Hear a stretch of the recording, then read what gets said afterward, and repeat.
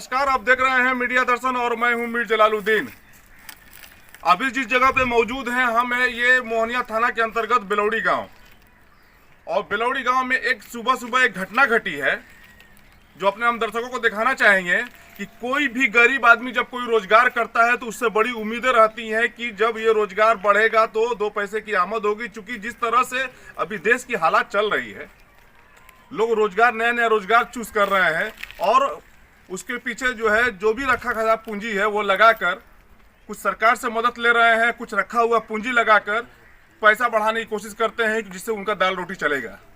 लेकिन इसी बिजनेस में जो कुछ अगर आपदा आ जाए तो किस तरह से मन टूटता है ये अपने हम दर्शकों को दिखाना चाहेंगे।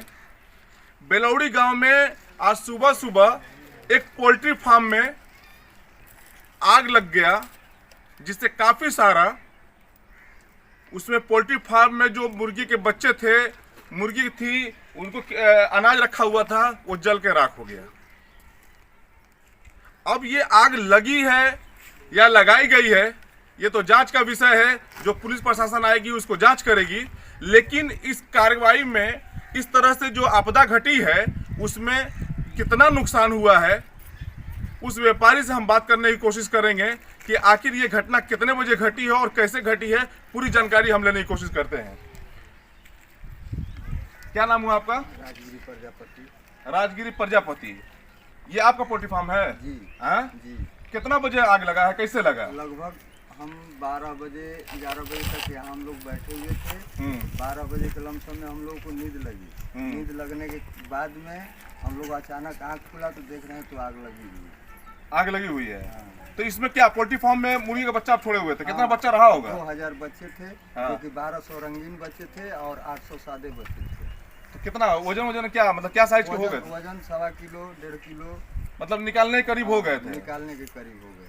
तो ये बताइए हमको कि आखिर क्या लग रहा है आपको कि ये आग किस तरह से लगा होगा, क्या लग रहा है? अभी ये हमें जानकारी नहीं है, हम लोग सोए हुए थे। अभी ये हमें जानकारी नहीं है कि कैसे लगी है, क्या चीज़ से लगी है, अभी हमें जानकारी नहीं है। इसमें खाने पीने के लिए थोड़ा बहुत रकम हुआ था हमारा, गेहूँ से उसको भी हम इसमें रख दिए थे कि हम जाएंगे तो घर में ले जाएंगे बाद में, क्या करें। और नसीब ही घट गया तो अब हम क्या करें। ये बताइए कि ये बिजनेस आप कब शुरू किए थे? 2022 में 2 जनवरी से हमारा ये फार्म चालू हुआ था। एक टर्न बच्चा निकाल दिए थे, दूसरा बच्चा था।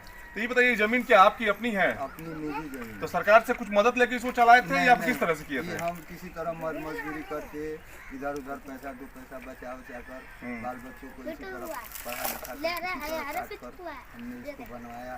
सोची कि कुछ कमाई होगा तो बच्चे लोगों को पढ़ाएंगे लिखाएंगे, अच्छा शिक्षा देंगे।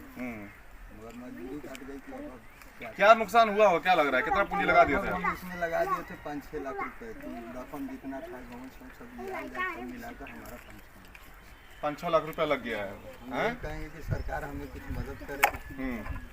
हम यही गुहार लगा रहे हैं। मतलब सरकार से आप क्या उम्मीद कर रहे हैं, कुछ इसमें मदद मिले आपको? कुछ मदद मिल जाए, कुछ हम करके इसको फिर खड़ा कर देंगे, कुछ कमाएंगे। हम तो यही चाह रहे हैं।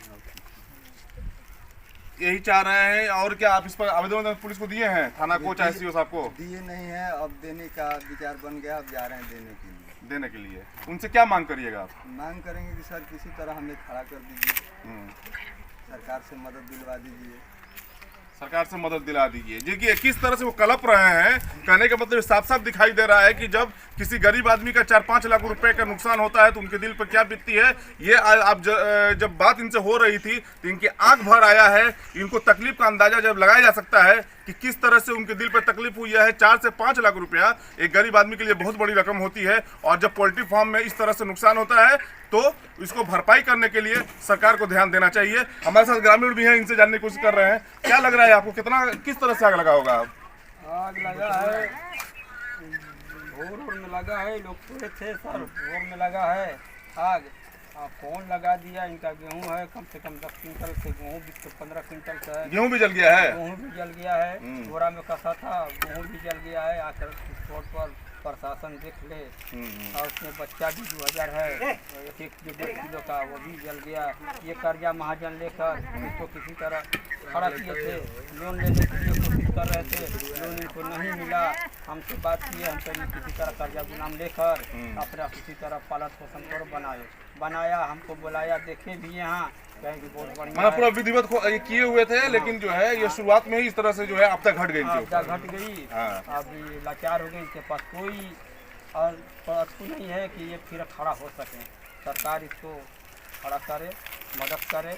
व्यवसाय और थाना प्रभारी आएंगे यहाँ, आवेदन दिया जाएगा। मुखिया के संपर्क किए आप लोग? मुखिया संपर्क किए, मुखिया जी गए हैं कि आवेदन दीजिए, बुला रहे हैं, बुलाकर इसको जांच कराएंगे। क्या नाम हुआ आपका?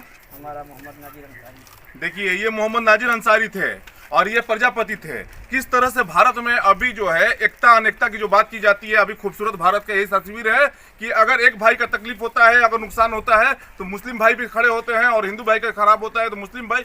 यही भारत की खूबसूरती है और इसी को बचा कर रखना है। जैसे इन्होंने कहा है कि एक गरीब आदमी का काफ़ी संख्या में नुकसान हुआ है और सरकार इस पे मदद करे, जिससे कि इनके भरपाई हो पाए। जो कर्ज लेके इन्होंने जो इस तरह से व्यापार शुरू किया था, उसको इनको तरक्की करने का, आगे बढ़ाने का मौका मिले। जिस तरह से इस रोजगार के प्रति जिस तरह से सरकार ने कई तरह का योजनाएं लाया है और इसको आगे बढ़ाने का भरपूर कोशिश कर रही है, अगर इस तरह से नुकसान होता है और उनको अगर मदद मिल जाती है तो ये व्यापार करने वालों की तादाद बढ़ेगी। अगर नहीं मिल पाता है तो ये इस बिजनेस से लोगों का मन छोटा होगा और मन छोटा होने की वजह से ये बिजनेस से लोग दूर भागेंगे। लेकिन सरकार का मैं एक कोशिश यही करूंगा कि ये ज़्यादा से ज़्यादा अपने दर्शकों तक पहुंचे कि इनके जो नुकसान हुआ है उसकी भरपाई हो पाए।